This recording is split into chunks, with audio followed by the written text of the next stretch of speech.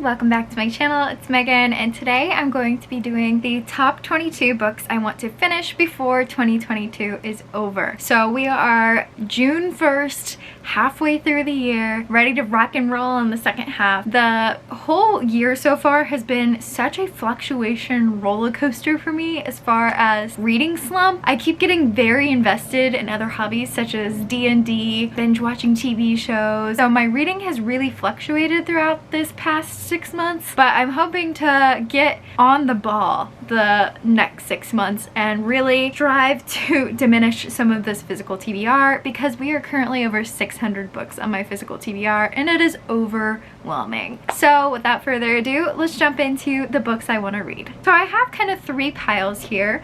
I have a pile of 11 books that are first in a series and or standalones that I would like to read. I have a pile of 6 that are series I've started and need to read the next and or final book of the series to. And then I also have 6 graphic novel, manga type books that I want to get to. So let's start with the 11 standalone-ish things. Alright, so the first one is The Night Circus. I've talked about this one a lot. I do know it's 2 magicians competing, but other than that, I'm not too sure what's going on. I did read The Starless Sea by Erin Morgenstern last year, and it was one of my favorite books of the year, so I really would love to get to this one. I also have the Illumicrate Night Circus box that I was going to unbox with a tangent read of this, so I just have that sitting there ready to unbox, and I haven't unboxed it yet, so I really want to get to this book soon. Next up is The City of Brass, which is the first book of a trilogy by S.A. Chakraborty, and this is sort of a mythological type story. It's high fantasy. I believe it's adult. I could be wrong there. After the Poppy War trilogy though, I am eager to get into more high fantasy / adult fantasy. I never thought I would be as invested as I was in the Poppy War, so I'm really looking forward to try to pick up The City of Brass next. Next is Thorn by Intisar Kanani, and this is a retelling of Goose Girl. I did do a retelling of Goose Girl at the beginning of the year, which is Little Thieves. However, that one is told from the villain's perspective, and this one is told from the like hero, heroine, princess perspective. So I'm super interested to see how that goes. Also, Callum, one of my close bookstagram / book buddies, is super into this book, as well as Bookish Phasma, so I am very eager to get into it. Next up is one that has been on my TBR, and I keep saying I need to get to it. I think it's been on at least 3 like top books I need to get to videos, so maybe I shouldn't put it on there. Maybe that's like a curse. But the next one is Girl Serpent Thorn by Melissa Bashardist. This is a story of a princess who is torn between the like villain in the dungeon that can help her escape into like a world and life that isn't royalty, and also I think her bodyguard, and it's a love triangle, but it sounds so good. I want to read it so badly. Ever since I saw this like under the cover dust jacket, I have been dying to pick this one up. I mean, look at this artwork. I'm obsessed. Next up is In the Ravenous Dark by A.M. Strickland. It's she loves a princess, she's bound to a warrior, she must betray them both. I feel like this has similar vibes to Girl Serpent Thorn. This one feels a little bit darker though, so I'm also really looking forward to get into this one. Next up is These Hollow Vows by Lexi Ryan. This is so embarrassing. I started this book, I fell in love with it from the first page, and then I stopped reading it. I don't know why I stopped reading it. I don't even remember putting it down to begin with, but I definitely need to pick it back up and finish it because I loved like the first few chapters that I read. So I genuinely have no idea or reason or any inkling of why this was set down and is on this list currently instead of already read. That's where we're at. And then the tagline is, "A heart is a dangerous thing to steal." And then back here it says, "The king was right about one thing. I am a great thief. I can steal just about anything, but a fairy prince's heart, I wouldn't know where to start." Ooh. Next up is The Song of Achilles by Madeline. Next up is The Song of Achilles by Madeline Miller. This is the story of Achilles and Patroclus. I don't know if I'm pronouncing that correctly. All I know about this one is it's incredible sounding and it's gonna be a tearjerker. So yeah, that's where we're at. I've had it on many a TBR. I just need to get to it. Next up is actually a recent purchase slash haul. I don't know what you want to call it, but that is Book of Night by Holly Black. I really want to read this one soon because I do have 2 copies and I want to see if I really enjoy it and want to keep both copies, or if it's not really my favorite and then I can get rid of both copies, or if it's somewhere in the middle but I don't need both copies, you know, something in there. We're gonna figure it out. I don't know what this is about. I know everyone is like hyping it up majorly. It says even your shadow can be stolen is the tagline. So yeah, coming in at number 9 is Romanov. This is a retelling of Anastasia Romanov, you know, the princess that her castle burned down and then taken in as an orphan, and then someone was trying to portray the princess and it was actually her, so on and so forth. I don't know if that is going to be part of this story, but I do know it involves her in some fashion, and I've had this on many a TBR as well, so it's about time I read it. Number 10 is The Girl Who Fell Beneath the Sea by XEO. I haven't read much about this one, so I'm not entirely sure of the synopsis, but I have recently really fallen in love with like Asian mythology stories. So like Spin the Dawn, The Poppy War, Six Crimson Cranes, Daughter of the Moon Goddess, all of those. So I think I will also really like this one. So and the final one is also an Asian mythology retelling, and that is She Who Became the Sun. This one tells a story, I believe, of a brother and sister. I don't know if they're twins or like a older brother younger sister duo, but essentially the brother has been like told his whole life he's destined for great things. He's gonna be the emperor. He's just gonna be a fabulous person. However, something happens and his sister has to take his place, and she's actually the one that fulfills these like destinies and prophecies, even though she's been told her whole life that she is destined for nothing and she will never be good, or whatever you want to say. So I think that's a really interesting concept and I cannot wait to pick it up. Also, these sprayed edges, sheesh. All right, moving on to manga I would like to read, or graphic novels I would like to read. I think I said 6. I have 5 here. So the first one I would really like to get to is the Tea Dragon Festival. I believe that this one is the prequel to the Tea Dragon Society, which was one of the very first graphic novels I ever read. I'm really looking forward to this. I love that graphic novel. It's so wholesome. It makes me so happy. It's got great diversity. It's got baby dragons. I mean, what else could you want? And here is the prequel to that. So I think we're gonna learn more, and I just can't wait to get back into this artwork. Katie O'Neill is one of my favorite author-illustrator combo authors, and I think they do amazing work, and I can't wait to read more. The second one I would like to pick up is Lore Olympus.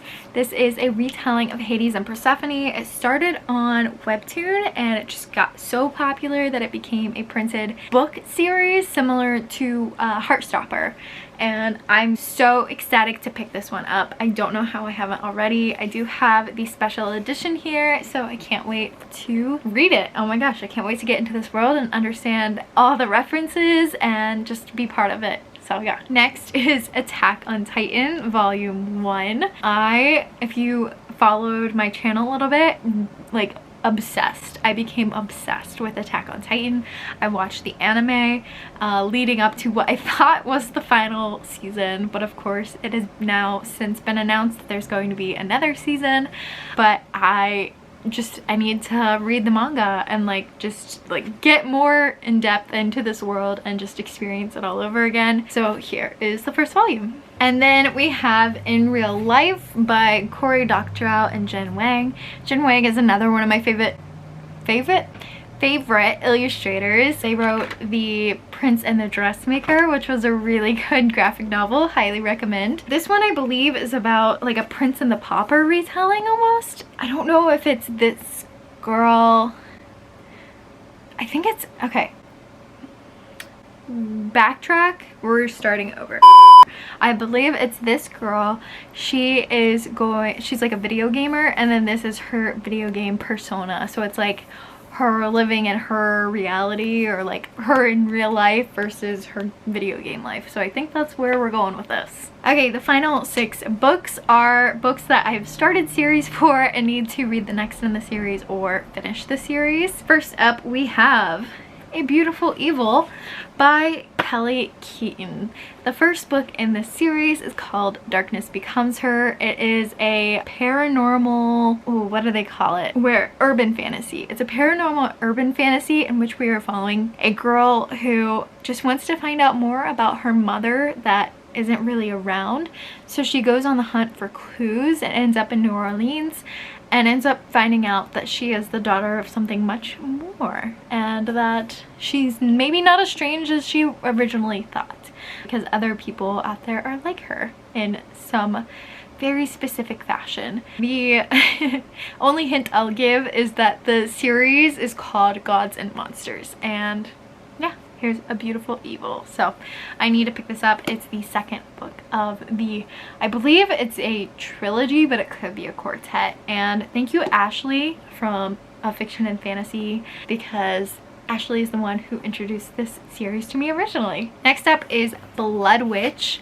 I've been reading the Witchland series for a few months now. I started it back in 2021 for my friend Callum, and I was loving it. I don't know why I stopped picking it up. I just need to like be better about continuing series as I have them. There's no real good way to try to describe the Witchland series. You just kind of have to go into it and experience it for yourself, because it is so like convoluted and complex and such an interesting world that there's just no good way to explain it. But I highly recommend you pick up this series. I'm on Blood Witch, which is super interesting. Next is Girls of Fate and Fury, the third and final book of the Girls of Paper and Fire trilogy. Girls of Paper and Fire was absolutely one of my favorite books of, I think it was 2020. It was either 19 or 2020. I can't remember for sure. However, Girls of Storm and Shadow was not my favorite. Kind of diminished the trilogy for me. So I'm really hoping Girls of Fate and Fury brings it back up for me, because I loved that first book and I need more of that first book. So I really hope that this just saves the series for me, and that the second book was just one of those like kind of lesser than filler books, if you catch my drift. So hopefully this fixes it. I will say I'm a bit intimidated and nervous to go into it because I don't know if it'll fix it or not, and I don't want to be disappointed. All right, the final 3 are like very embarrassing, so we're just gonna go into it. The first of the final 3 are Lightbringer, which is the final book of the Furyborn trilogy, one of my favorite books of last year, and I have no excuse. I don't know why I haven't read this. It's about time I get to it. That's really all there is to say. I pre-ordered this when it came out, fully expecting to read it when it came out, and I haven't touched it since. So yeah. That's where we're at. Same thing for these other 2. Honestly, I'm ashamed of myself for even sharing that I haven't finished these yet. First up, I don't know which one's worse, to be honest. We have A Court of Silver Flames. I have not read this one yet. It is the first book of the second arc in the, I think it's gonna be like 6 books or 7 books if you count A Court of Frost and Starlight, for the A Court of Thorns and Roses saga series, whatever you want to call it. This one is specifically following Nesta, and I haven't read it yet. I don't know how. I don't know if it's like I'm kind of waiting for the other books to come out because I want to binge them, or if I'm just nervous. I don't have an excuse. So A Court of Silver Flames, y'all. And the final book. Ooh, buddy. Guys, this is so embarrassing. The final book I need to read that I've started a series for and have not finished is Roll of Wolves. If you know me, you know that Six of Crows is one of my absolute favorite series of all time. Six of Crows is the book that got me back into reading back in 2019. It's the reason I started my booktube channel. It is like the epitome of Megan, and I have not finished the series. I feel like part of me is just putting it off because I don't want the series to be over. So this is the second book of King of Scars. So there's the Grishaverse as a whole. There's the original trilogy of Shadow and Bone. Then there's the middle duology of Six of Crows. And then there's like the sequel duology of King of Scars and then World of Wolves. And this is following one of my favorite characters. I have no excuse. So this is a must read for 2022. That's all I'm gonna say. That's all I'm gonna say. So those are the books that I would like to get to in the second half of 2022 here. 22 book, let's see if we can do it. I'll check in at the end of the year to see how we did, and let me know down below what your top books for the end of the year are, and I'll check in with you in my next video. Bye friends!